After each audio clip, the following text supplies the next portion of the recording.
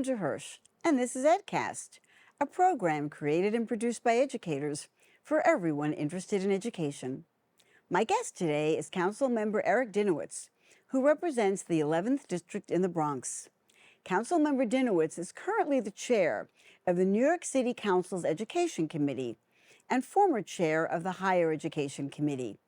In these roles, he oversees issues that affect students across the city, from kindergarten classrooms to college campuses. Councilmember Dinowitz brings a personal and policy-driven perspective to the future of education in New York City. Join us for a conversation about the challenges and opportunities facing education today and what's next for education throughout the city. Now on EdCast.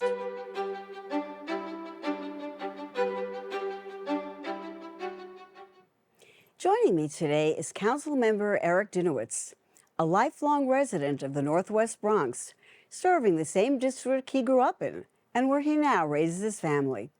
He is a dedicated community activist and former public school special education teacher, where he taught for over a decade. His first term was defined by his advocacy on behalf of students, families, older adults, and people with disabilities.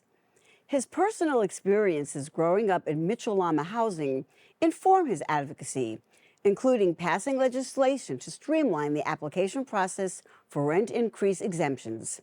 The council member also serves as the chair of the Jewish Caucus, where he works to address the rise in anti-Semitism. Before his election, he was the chapter leader for the United Federation of Teachers and served as aging chair of Bronx Community Board 8, helping ensure older adults receive vital services during the pandemic. With a deep commitment to education, housing stability, and community well-being, he continues to advocate for the Bronx and all its residents. Thank you so much for joining us today. Thanks for having me. Oh, very welcome. We want to talk about the New York City Council Committees on Education, which I have to say that I know nothing about. So can you tell us what these committees are and what their job is? Well, all the committees on the council have jurisdiction over different agencies or different areas in New York City life, and mine is education.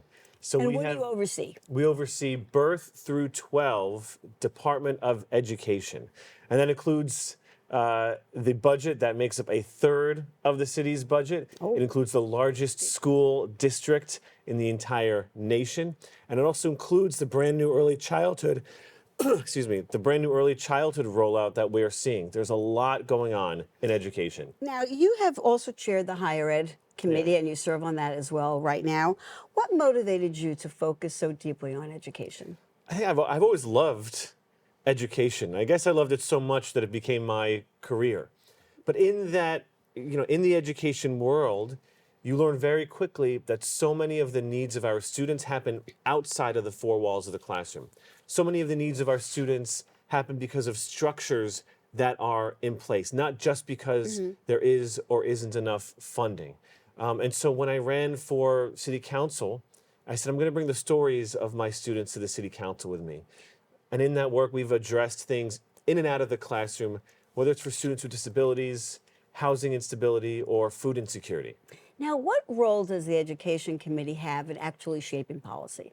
Well, I'll give you the most recent example is we hold oversight hearings. And the first oversight hearing that I held was about mayoral control. Oh. Now, this is a legislation that's determined by the state, but it's one of the biggest things in education, and it is also being voted on by the state, whether they're going to renew it or not. And we held this hearing. The governor had put renewal of mayoral control in her executive budget. The Assembly and the Senate did not include mayoral control in their one-house budgets. And the reason we did it now is because we want to help shape this policy. We want to help determine what mayoral control or what school governance looks like in our own city. Now, the mayor, when he was campaigning, he was saying he was not interested in mayoral control. And lo and behold, now that he has the job, it doesn't look so bad.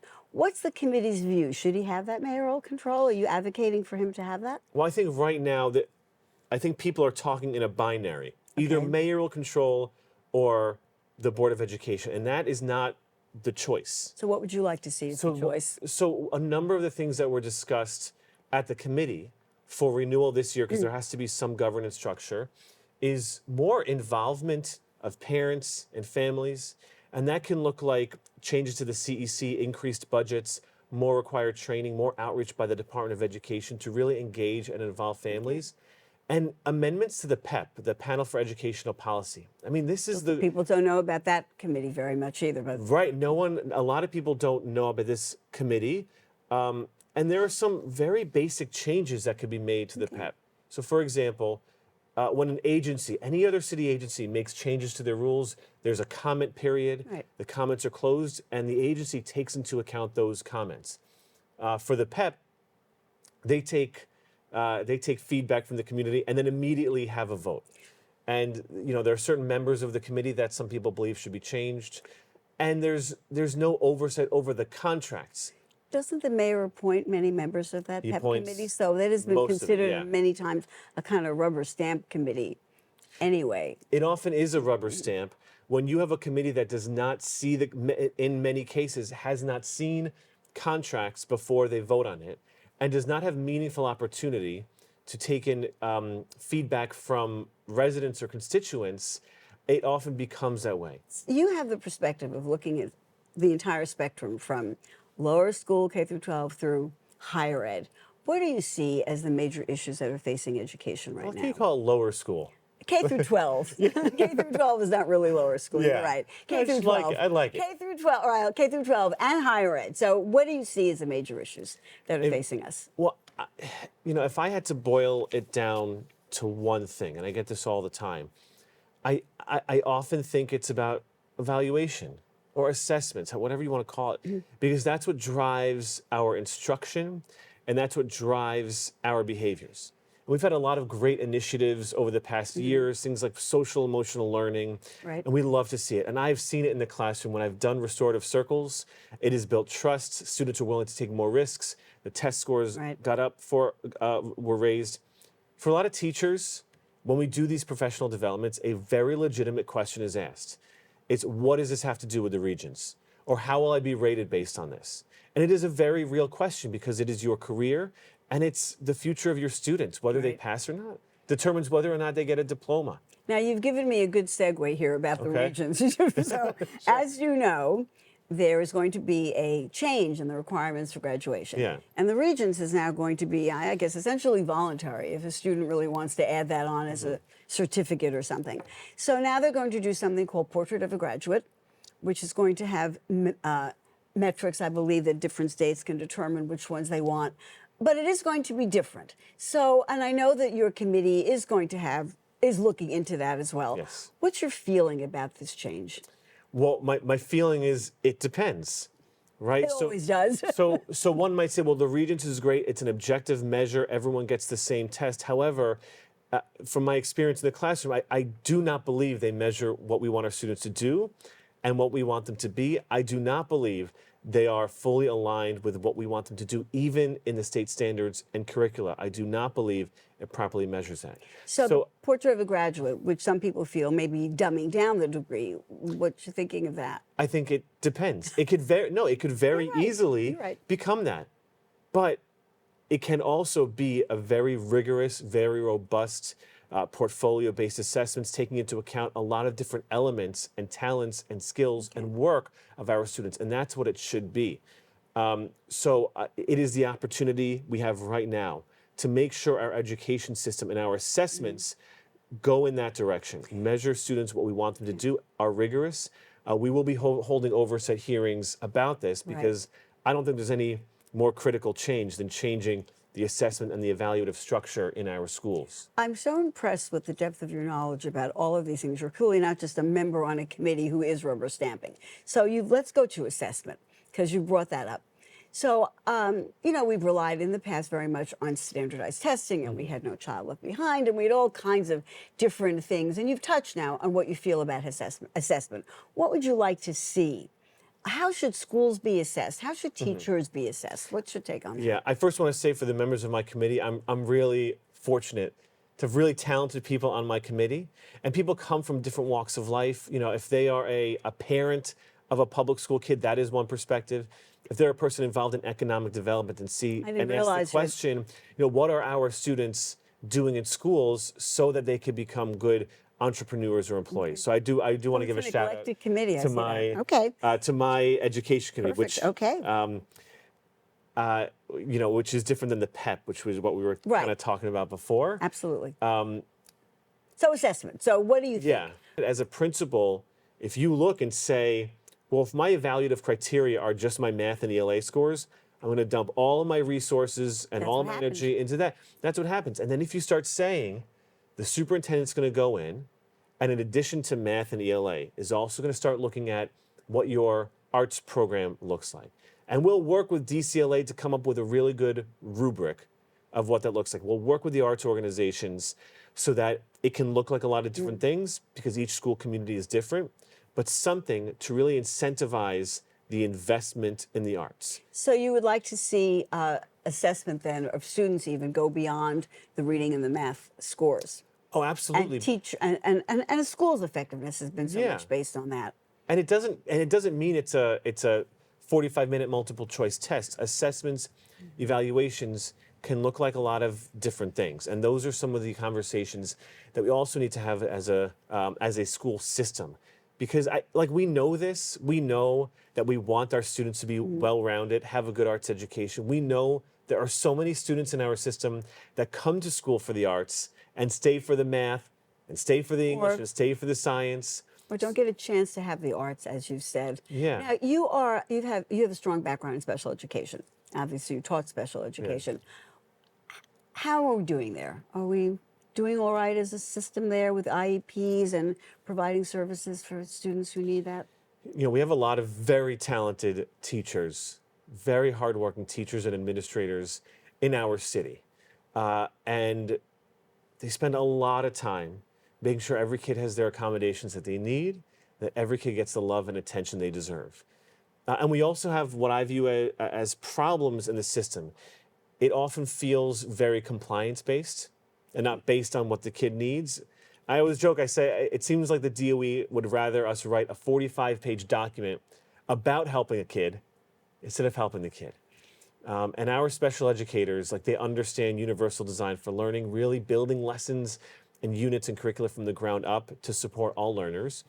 And at the same time, we have over $1 billion, almost $1.5 billion being spent on what are called Carter cases, where parents or families sue the Department of Education because they say their child is not getting the services they need and deserve. And they often go to private schools because of that. So are we working on that? I mean, we must be spending a lot of money sending kids to private schools for special education. It's sending kids to private school. It's related service providers in the private schools. And then, of course, to some degree, legal fees. But my view is this. If the reason students are going to private school or getting those related services in their private school is because we as a city cannot provide those services, let's invest and provide those services.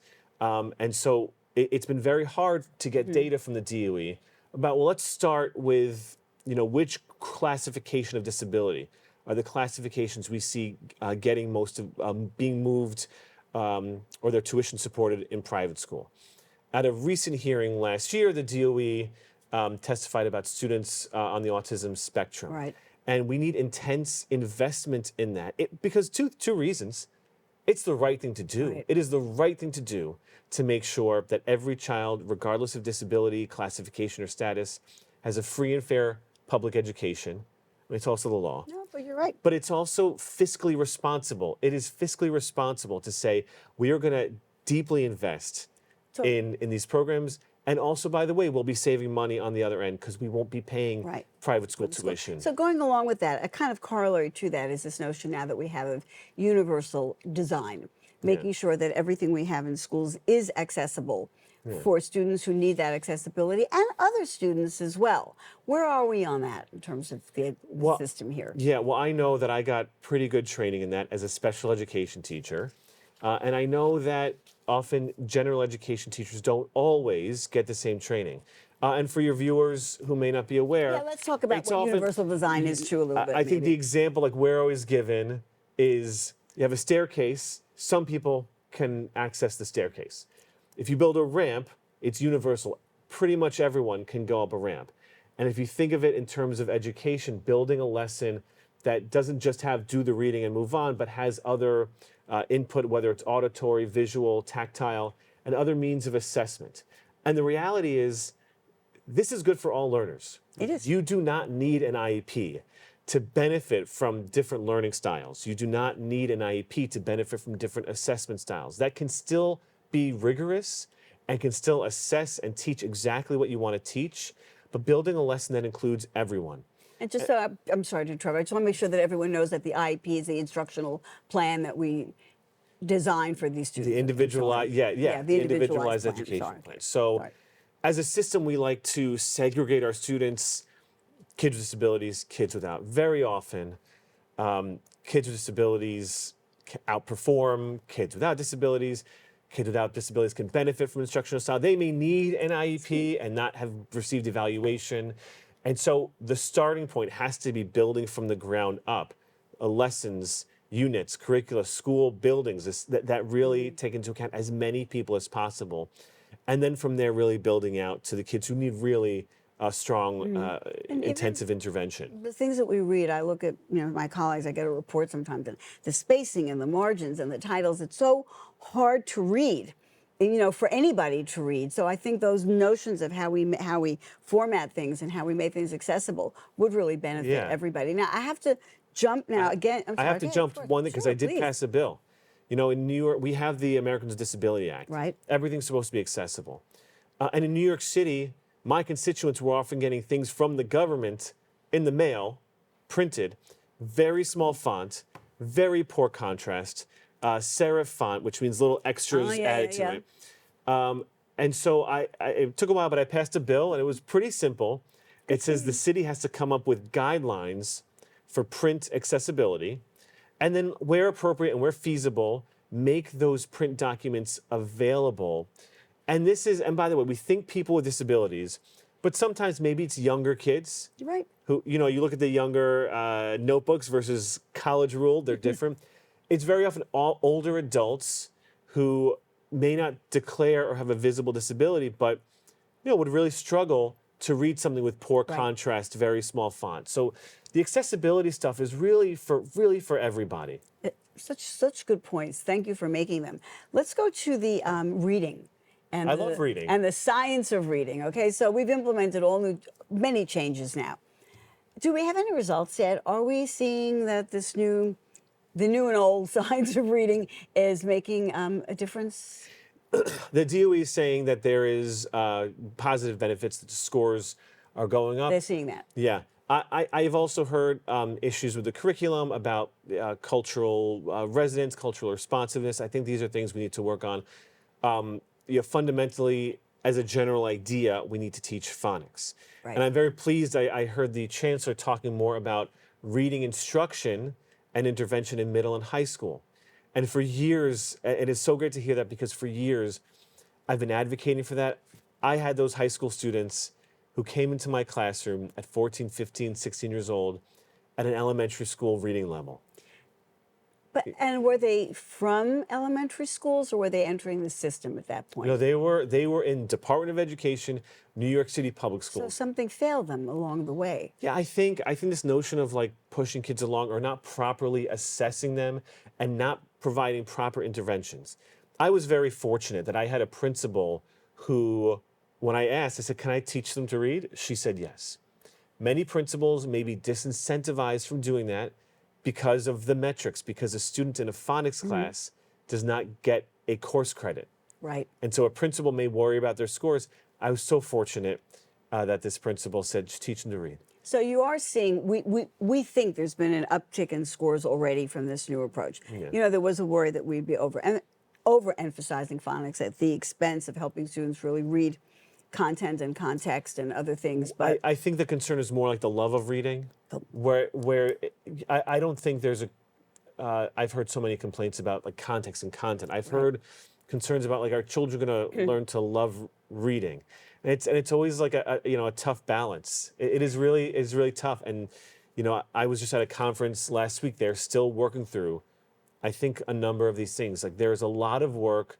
I now sit on actually a literacy panel that discusses these issues. There are people working very, very hard to make sure this works, to make sure the science of reading is in the classroom, that all of our kids can read by 2030. Oh, that would be great. There are too many other things for kids to do now besides read, I think, is one of the problems. But I have so many things to ask you, and we're actually running out of time. Civics education. Love it. Where is the city on civics ed?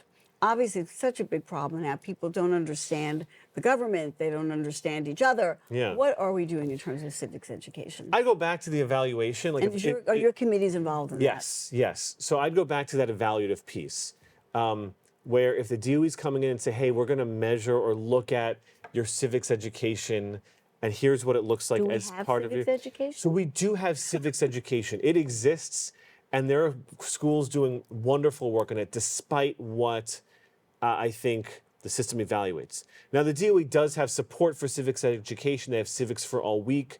I was at the launch. I got to address everyone, which was very nice. They measure things like Soapbox. I think it's called Soapbox, where kids get up and they speak. It's wonderful. They measure how many kids they've registered to vote. But there's really good work going on. I'm working with a handful of college kids now around something called the Seal of Civic Readiness, which is a state certification on your diploma that says you are civically minded and civic and ready. Have you back to talk about that with your students? Yeah. That's very interesting. What I'm trying to work on with these very students is something similar to what I worked on with the Seal of Biliteracy. And it relates back to incentives.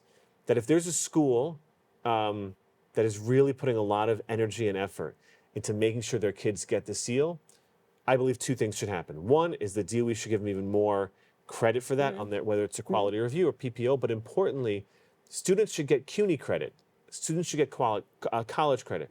We did it for the Seal of Biliteracy, but it's that incentive piece where a lot more students would be interested in engaging in this type of education, portfolio-based assessments, a capstone project, if they knew there would be another tangible benefit besides a seal on their diploma. Now, looking again at your perspective from K through 12 and higher ed, what do you feel students need to leave college with to be prepared for the future? What are the priorities? There's a lot. There's a lot there. The first, it's not just leaving college. It's really looking at birth through college and then career as sort of a continuum. There are a number of things that we're seeing, in the workplace, in our society, and you touched on it when you asked about civics. The simple idea of being able to debate someone and back up your claim with evidence and hear someone else. It is missing in our politics. We see so much vitriol right now with people yelling at one another, and it's gotten so bad in terms of harassment. People even on the way into school being harassed and intimidated and physically blocked because of even perceived views on things. So what are we doing about that? Can we? Yeah, so there's a few things. It's one is the investment in education. My office has, over the years, allocated tens of thousands of dollars to debate programs. And debate, I view, really is one of these critical tools. And the students will tell you, they've gotten along better with their parents because they're able to listen, they're disciplined in listening, and they're also better to make a cogent argument. Those kids are all debaters. But there is also the reality of protecting students. Yes. And that's why in the city council, we've seen time and again, students on their way into their school building being intimidated, their education being interfered with on the way into their building and physically blocked. So we are passing safe access legislation for schools and houses of worship. And what this legislation simply says is that in these instances where students are being prevented from safely attending their schools, that the NYPD has to come up with a plan. The plan has to be public. There has to be time for community input. And the school and the people demonstrating have to have a point person at the NYPD to know who to contact when these incidents happen. So making sure people can demonstrate however they want. But when it comes to intimidation, harassment, that we know that we have a public, transparent plan to which we can hold the NYPD accountable. Sounds wonderful to have that put into place. We are almost out of time completely, so I'm going to ask you quickly. Sure. If we had this conversation 5 years from now, and you came back, what would be the progress that you would want to be able to point to? I'd want to see all of our kids reading, and I'd want to see the assessment structure change where our schools and our systems are incentivized to invest in so many things that we know work, like the arts, like social emotional education, like debate and civics, as we were talking about, all on top of course, math and reading, but also science, right? The science standards, which aren't measured to the same degree as ELA and math, all with rigorous standards where students are demonstrating, not just on a multiple choice test, but demonstrating that they have this ability within their community, contributing to their communities. One last thing, and we're done. Okay. If parents and our viewers want to have their voices heard, how do they do that? There are a lot of different ways. Of course, the basic way is voting. Everyone knows about voting. We have community board meetings people can attend, and we in the city council have hearings, public hearings. People can attend in person, online. They could submit testimony via email. They can come and have a meeting with me or email our offices, meet with staff members. We have 51 council members whose staff is working very hard every single day to help the people in our districts and in our city. Can people have their voices heard on any of these committees that are being? Yes, absolutely. The hearings are public, and we have very good public open meetings law in New York State. Who knows about them? I mean about the hearings. Where are they posted? Anyone who signs up for my newsletter, Eric Dinowitz at Eric NYC/newsletter. Okay. Eric Dinowitz at NYC/newsletter. Anyone who goes to the council website. And we, I think, at our last hearing about the buffer bills, had hundreds of people testify or submit testimony because this issue is so important to them. Our preliminary budget hearing is Monday, this Monday, I think at 9:30. Okay. And we have the administration testify, the school construction authority testify, and then there's time for public testimony. And how closely do your two committees work together, the higher ed and the K through 12? It depends on the issue, right? So we held hearings last session jointly about things like the seal of biliteracy. We've held joint hearings on early college programs in public schools. So it always depends on the topic. Next month, we have a hearing about school safety, and we're doing it jointly with the Committee on Public Safety. We are completely out of time. I cannot thank you enough for coming to speak with us today.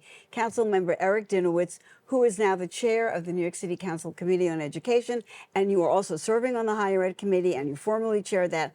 We are fortunate to have somebody so informative. Thank you so much for joining us today. Thank you for having me. That's it for this edition of EdCast. Thanks for watching, and we'll see you next time.